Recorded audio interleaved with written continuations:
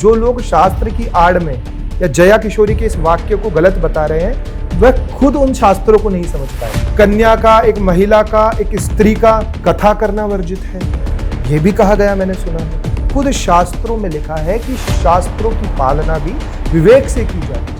क्योंकि शास्त्र क्या है? शब्दों की पेटियां। जो अध्यात्म की केवल रटी रटाई बातें जानते हैं, उस आधार पर कहें कि जया किशोरी गलत कर रही है।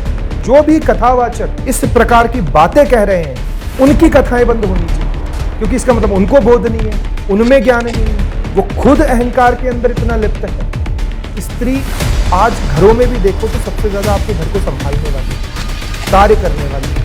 तो आज 3 या 4 दिन के लिए इसे विश्राम करने के लिए हो सकता है कि इस व्यवस्था को बनाया गया। आज की साइंस तो नहीं कहती, आज का विज्ञान तो नहीं कहता कि महिला उस समय पर अशुद्ध होती है। एक वक्ता है जया किशोरी जी, उन्होंने हाल ही में उनसे एक प्रश्न किया किसी ने इंटरव्यू में कि जब कोई लड़की रजस्वलित होती है तो कहा जाता है कि वो इम्प्योर है। तो उन्होंने जवाब दिया कि अगर लड़की इम्प्योर है तो फिर हम तो सभी स्त्रियों से उत्पन्न हुए हैं, तो हम सब इम्प्योर हैं। तो उनके इस तर्क का सोशल मीडिया पे बहुत विरोध हो गया कि ये तो शास्त्रों के विरुद्ध है, कई लोगों ने इसका विरोध किया। तो इसकी असलियत क्या है? एक तरफ तो हम आत्मस्वरूप की बात कर रहे हैं और एक तरफ हम शरीर से जुड़ी चीज़ों को लेकर तर्क दे रहे हैं। देखिए, शास्त्र क्या है? शास्त्र हमारे ही जैसे किसी मनुष्य की रिसर्च का अनुभव है। वह किस समय पे, किस परिस्थिति में लिखे गए हैं, उनकी सबकी एक अलग भूमिका है। उसे आज के परिप्रेक्ष्य में हम कहें कि आध्यात्मिक रूप से अगर मनुष्य के शरीर को हम धर्म से जोड़े तो ये बहुत बड़ी बेवकूफ़ी है। हमेशा हमारे वेद अहम ब्रह्मास्मि तत्वमसि जैसे वाक्यों को सिद्ध करते हैं, और उस वहीं पर हम इस बात को कह रहे हैं कि एक कन्या का, एक महिला का, एक स्त्री का कथा करना वर्जित है, यह भी कहा गया, मैंने सुना है। तो क्या कथा करना या ईश्वर के बारे में बताना का अधिकार केवल पुरुष को है? ये किस रूप से, क्या आपकी बुद्धि इस बात को स्वीकारती है, या फिर मैं जो कचरा मुझ में भरा जा रहा है उसे एक्सेप्ट कर लूं, स्वीकार कर लूं? मेरी बुद्धि तो इस बात का बिल्कुल मानने को तैयार नहीं है कि जो परम तत्व है वो किसी पुरुष शरीर या स्त्री शरीर के अंदर कोई भेद करता होगा। तो चाहे आज श्रीमद् भागवत कथा करनी हो, ईश्वर की ही व्याख्या है, परम तत्व की ही व्याख्या है। अगर उसे कोई स्त्री करे, कोई पुरुष करे, मुझे नहीं लगता इसमें कोई भी भेद होना चाहिए। खुद शास्त्रों में लिखा है कि शास्त्रों की पालना भी विवेक से की जानी चाहिए। क्योंकि शास्त्र क्या है? शब्दों की पेटियां। शब्दों की पेटियां ही तो शास्त्र है। लेकिन शास्त्र के नाम से हमें मुक्त करना चाहिए, भय मुक्त करना चाहिए, लेकिन हमें डराया जा रहा है। आज चारों ओर शास्त्र के नाम पर डर का माहौल बना दिया। अगर किसी स्त्री और महिला का भाव होता है कि मैं भी ईश्वर की भक्ति करूं, ईश्वर की भक्ति का व्याख्यान करूं, मैं भी उसकी कथा का श्रवण करूं और मैं भी उसकी कथा को पूरे जगत में प्रचार प्रसारित करूं, और मुझे यह कहकर रोक दिया जाता है कि स्त्रियों के लिए शास्त्रों में वर्जित है, तो बुद्धि के स्तर पे कहीं भी यह बात मानने योग्य नहीं है, न जानने योग्य है। तो जो नहीं जाने, जो तथाकथित खुद इस रहस्य को नहीं जानते कि स्त्री का रजस्वला होना शुद्ध है या अशुद्ध है, वो इस बारे में व्याख्या दे रहे हैं, वो खुद बेहोशी में है। आज हम कहें कि एक कोई शारीरिक इस प्रकार का कोई घटना अगर किसी स्त्री के साथ घटती है, तो मैं ये मानता हूं कि स्त्री आज घरों में भी देखो तो सबसे ज्यादा आपके घर को संभालने वाली होती है, कार्य करने वाली होती है। दिन भर जितना आज वो अपनी गृहस्थी को संभालती है, मानसिक रूप से भी वह सबके प्रति मैं कहूँ कि बहुत ज़्यादा केयर टेकिंग होती है। तो आज 3 या 4 दिन के लिए उसे विश्राम करने के लिए हो सकता है कि इस व्यवस्था को बनाया गया हो कि 3-4 दिन के लिए महिला को रेस्ट मिल जाए, ताकि वह घर के काम ना करके 4 दिन अपने शरीर को विश्राम दे। लेकिन उसे धर्म और अध्यात्म से जोड़कर यह कह देना कि यह अधर्म है, यह बहुत ही गलत बात है। यह कहीं भी मानने योग्य नहीं है। यह बुद्धि के स्तर की बात तो नहीं हो सकती। मैं इसे ढकोसला ही कहूँगा। मैं इसे जबरदस्ती से, जो कचरा हमारे दिमाग में इतने वर्षों से भरा गया है, उसी कचरे का एक स्वरूप कहूँगा कि बार बार उस कचरे को दबाया जाता है। कोई भी व्यक्ति तार्किक ढंग से जब प्रश्न उठाने का प्रयास किया जाता है तो उसे कह दिया जाता है कि ये तो अधर्म कर रहा है, ये तो नास्तिक है, ये तो शास्त्रों को नहीं मानता। शास्त्र मेरे ही जैसे किसी व्यक्ति को का रिसर्च है, उसकी चेतना का स्तर क्या हुआ होगा उसने लिख दिया, वो उसका अनुभव है। किसी और के अनुभव को मैं मेरे जीवन में कैसे उतार सकता हूं? जागृत होकर जो जीवन में आप अनुभव कर रहे हैं वह आपका शास्त्र है, ना कि किसी और के शास्त्र से आप वहां तक की रिसर्च पढ़ लीजिए जहां तक वह गया है, लेकिन पूर्ण रूप से उसी शास्त्र को रटना और दूसरों को भी रटवाना और उसके अनुसार उस व्यक्ति को उस शास्त्र से प्रतिबंधित कर देना कोई अध्यात्म नहीं। अध्यात्म स्वतंत्रता देता है, अध्यात्म मुक्त करता है। एक और हमें यह सिखाया जाता है कि मोक्ष तुम्हारा मकसद है, मुक्ति तुम्हारा मकसद है, और शास्त्रों के नाम पर बांध दिया जाता है, शास्त्रों के नाम पे नियमों के अंदर बांध दिया जाता है कि स्त्री को यह करना चाहिए, स्त्री को यह नहीं करना चाहिए, पुरुष को यह अधिकार है, पुरुष को यह अधिकार नहीं है। जो भी अध्यात्म ही एक ऐसा विषय है पूरे संसार में जहां सभी को बराबर का अधिकार है, जहां बिल्कुल भी भेद नहीं है। ईश्वर की सत्ता में कभी भेद नहीं है। ये जो भेद है ये मनुष्य ने खुद के वर्चस्व के लिए, खुद के अहंकार के लिए बनाया है। भेद कभी परमात्मा नहीं कर सकता। अगर परमात्मा हमें हमारा पुत्र कहता है, अपना पुत्र और पुत्री कहता है, तो कभी उसमें परमात्मा कैसे भेद करेगा? आप बताइए मुझे।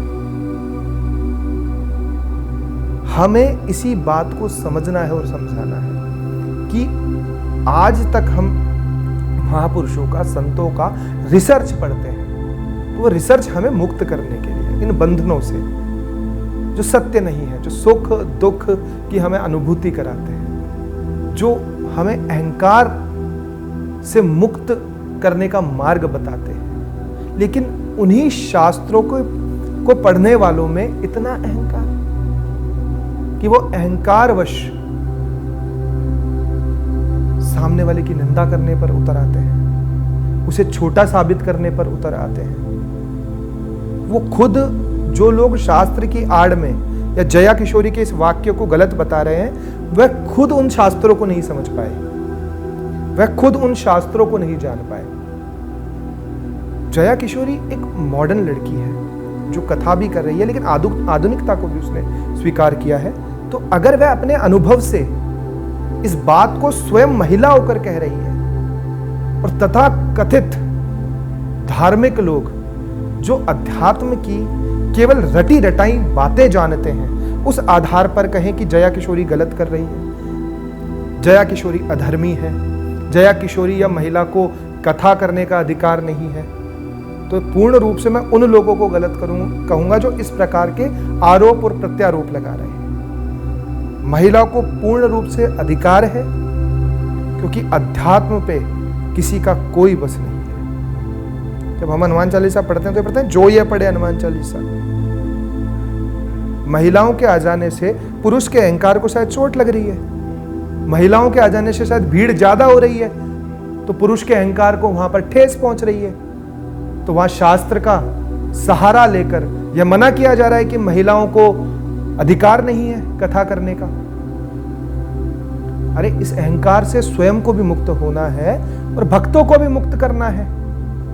जब तक ये अहंकार ही नष्ट नहीं होगा, तब तक ये शास्त्र जो पढ़ रहे हैं और जो भी कथावाचक इस प्रकार की बातें कह रहे हैं, उनकी कथाएं बंद होनी चाहिए, क्योंकि इसका मतलब उनको बोध नहीं है, उनमें ज्ञान नहीं है। वो खुद अहंकार के अंदर इतना लिप्त है कि मैं तो कथा कर सकता हूं, तुम कथा नहीं कर सकते, कि तुम केवल स्त्री हो। लिंग भेद से आप ईश्वर के स्मरण को रोक रहे हो, ईश्वर के प्रचार को रोक रहे हो। उसी जल से उस पुरुष और स्त्री दोनों की प्यास बुझती है। उसी हवा में जो इस प्रकृति ने हमें दी है, स्त्री और पुरुष रहते हैं। जब परमात्मा की बनाई प्रकृति ने कहीं भी स्त्री के लिए कुछ प्रतिबंध नहीं लगाए, तो मनुष्य के अहंकार को यह आज्ञा किसने दी कि परमात्मा के प्रचार पर वह प्रतिबंध लगा सके? महिलाओं को पूर्ण अधिकार है पूजा करने का, महिलाओं को पूर्ण अधिकार है ईश्वर का प्रचार करने का, कथा करने का, महिलाओं को पूर्ण अधिकार है जिसको भी वो इष्ट माने उसकी पूजा करने का। स्वयं के बोध से, स्वयं की जानकारी से जीवन जीना ही अध्यात्म है। जागृत होकर वर्तमान में जीवन को रखना ही अध्यात्म है। सारे बंधनों से मुक्त होना ही अध्यात्म है। अगर अध्यात्म आपको प्रतिबंधित कर रहा है तो सावधान हो जाओ, आप गलत रास्ते पे हो। आपको समझने की आवश्यकता है कि यह मार्ग सही नहीं है। हमें फिर किसी ढकोसले के अंदर, फिर किसी गुलामी के अंदर फंसाया जा रहा है। स्पिरिचुअलिटी वो है जो मुझे इस तमाम बंधन जो मन ने बना दिए हैं, जो मेरे मन के अंदर मान्यताएं हैं, जिसका अनुभव मुझे नहीं है और मेरे मन ने इन सारे बंधनों को जकड़ लिया है और मैं इससे मुक्त नहीं हो पा रहा हूं। इस मन रूपी बंधन से मुक्त करवाने का मार्ग अध्यात्म है जो कभी भी मुझे प्रतिबंधित नहीं कर सकता। तमाम ऐसे लोगों से सावधान हो जाओ जो आपके आसपास हैं, आपको बंधनों में डाल रहे हैं, आपको नियमों के नाम पर डरा रहे हैं, खुद तो धन कमा रहे हैं, खुद तो पूरा इन कथाओं से अपनी लाइफ को लग्जरी बना रहे हैं, लेकिन वहीं कोई महिला अगर कथा करती है तो उसको यह कहकर रोक दिया जाता है कि ये महिला है, इससे कथा मत करवाओ, आपको पाप लगेगा। देखिए, ऐसा कहने वाले से अगर आप कथा कराओगे तो निश्चित पाप लगेगा, क्योंकि वह आपको मुक्त नहीं कर पा रहा, वो आपकी बुद्धि को और बंधन में डाल रहा है।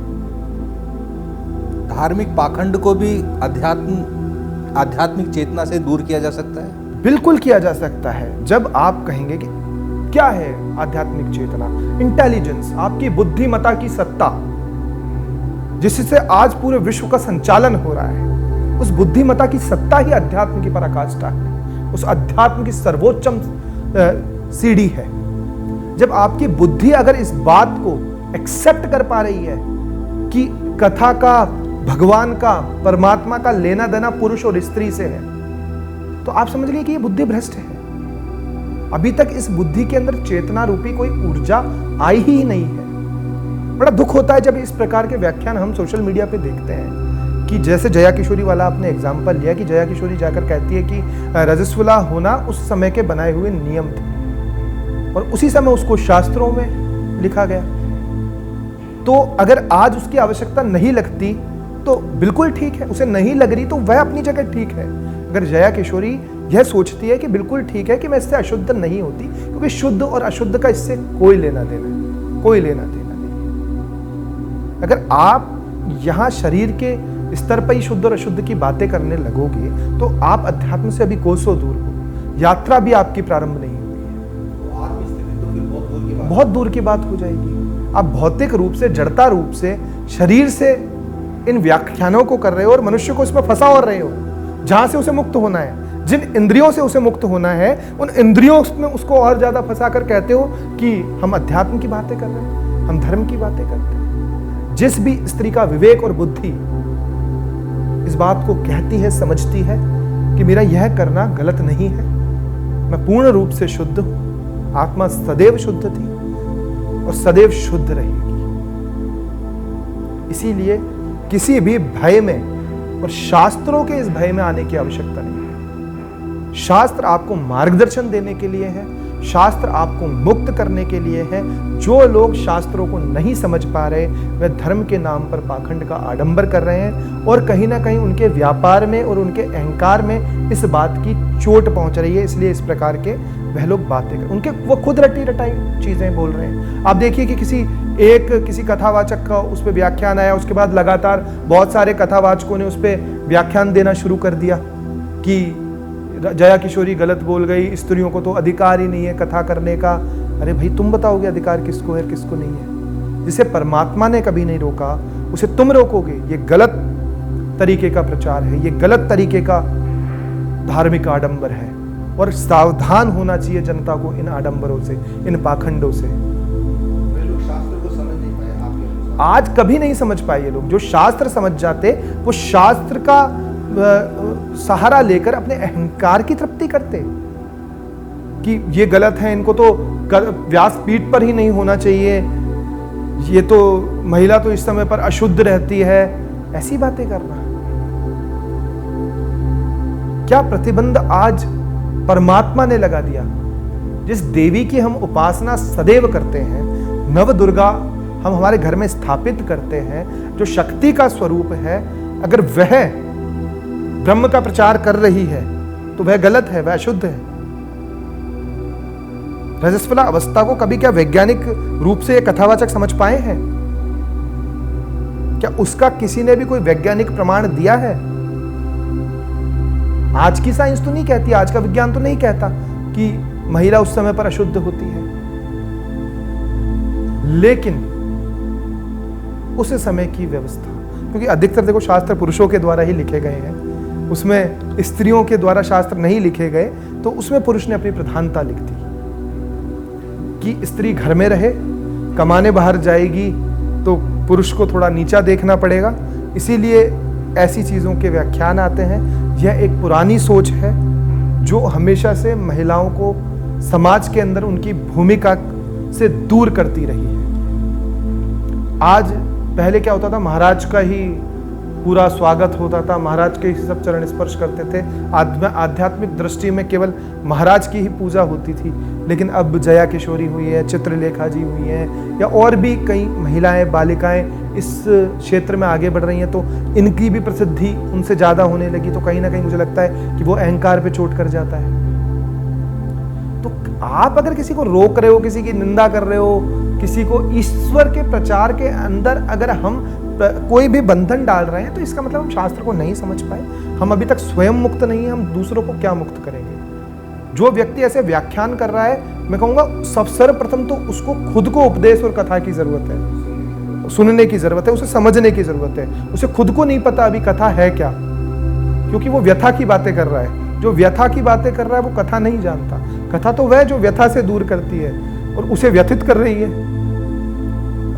जो प्रतिकूल हो रहा है, व्यथित हो रहा है, जिसे उतरकर विरोध में उतरना पड़ रहा है, जिसके अंदर प्रसन्नता का कोई भाव नहीं है, जो ईश्वर के प्रचार को कहीं भी अप्रिशिएट नहीं कर रहा है, वह व्यथित व्यक्ति। और मैं कहूँगा आम से भी नीचे उसका थोड़ा स्तर है। जो आम व्यक्ति है, कम से कम जिसे कुछ नहीं पता, वो कुछ नहीं बोल रहा। लेकिन खतरनाक वो लोग हैं जिन्हें कुछ नहीं पता और वह बोल भी रहे हैं, और व्यासपीठ पे बैठकर बोल रहे हैं। वह ज्यादा बड़ा खतरा है हमारे समाज के लिए।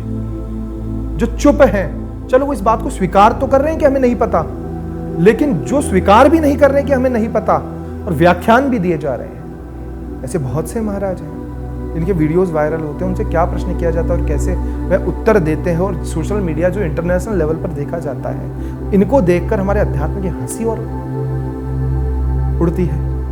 सनातन धर्म तो बहुत साइंटिफिक है, बहुत वैज्ञानिक है, उसमें तो इन सब चीज़ों की जरूरत आप समझते हैं। हाँ। आप एक बात बताइए कि अध्यात्म को विज्ञान से अलग क्यों माना गया है? विज्ञान का मतलब है द सॉल्यूशन ऑफ डाउट। विज्ञान की शुरुआत होती है संशय से, कि मुझे किसी वस्तु, किसी ऑब्जेक्ट, किसी सब्जेक्ट पर संशय हुआ, उसका मैंने समाधान ढूंढा और उससे कोई परिणाम निकलकर सामने आया।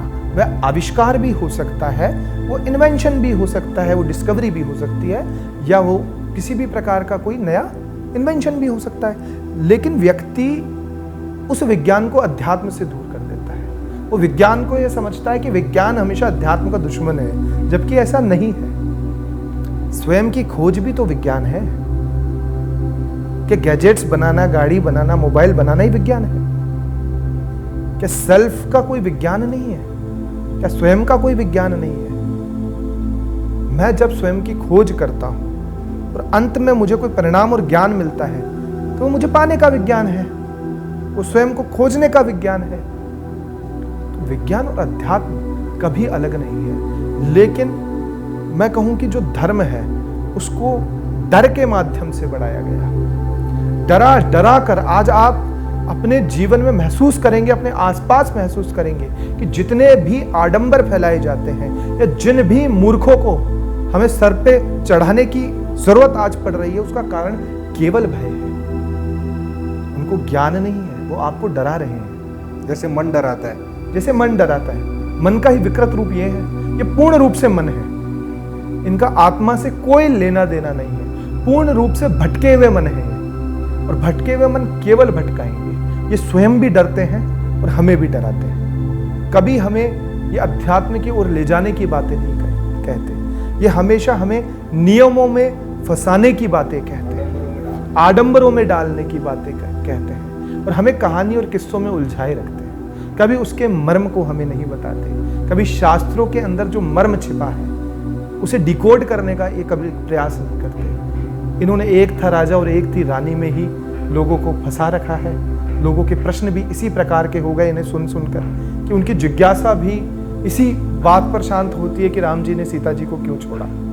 स्वयं का कोई प्रश्न ही नहीं उनका। स्वयं का कोई प्रश्न नहीं है। वो उसी कथा से जो किसी और ने लिख दी वहीं से प्रश्न उठाते हैं और एक ऐसे मूर्ख से पूछते हैं जिस मूर्ख को स्वयं पता नहीं, उसने भी उस चीज को रट रखा है। वह एक मूर्ख दूसरे मूर्ख को मूर्ख बना रहा है। कहानियों में, किस्से में जी रहे, कल्पनाओं में जी रहे। और कल्पनाओं से मुक्त ही तो होना है, विचारों को ही तो शून्य करना है, वर्तमान में ही तो आना है। यही तो अध्यात्म है। परमात्मा ने तो कभी अपने आप को दूर नहीं किया, तो इतना करीब है कि दूसरे से दौड़ा रहा है उसे ठहरा दे, मैं यही हूं। ये और जोर से दौड़ा रहे हैं, ये रुकने नहीं देना चाहते, क्योंकि मन डरता है कि अगर ये रुक गए तो सत्य सामने दिख जाएगा और हमारी दुकानें बंद हो जाएंगी। जब व्यक्ति अपने विचारों को नष्ट करके, अपनी कल्पनाओं को नष्ट करके वर्तमान में जीने लग जाएगा, तो धर्म के नाम पर हो रहा ये आडंबर और व्यापार जो प्रत्येक धर्म में है, चाहे वो मुस्लिम हो, चाहे वह ईसाई हो, चाहे वो जैन हो, चाहे वो बौद्ध हो। बुद्ध ने कहा कि मुक्त होना है सब धर्मों से, तो बौद्ध धर्म बना दिया। महावीर ने कहा मुक्त होना है तो जैन धर्म बना दिया। कृष्ण ने कहा कि सभी धर्मों को त्याग कर मेरी शरण में आ जा, उस मैं को पहचानने के बजाय फिर धर्म बना दिया। तो व्यक्ति से जो भी मुक्त होने की बात कहता है, व्यक्ति उसे ही कुछ सालों के बाद धर्म बना देता है और उसे पकड़ लेता है और उसका अनुयायी और फॉलोवर हो जाता है। देखिए, सबसे बड़े जिम्मेदार ये धर्म के झूठे ठेकेदार हैं।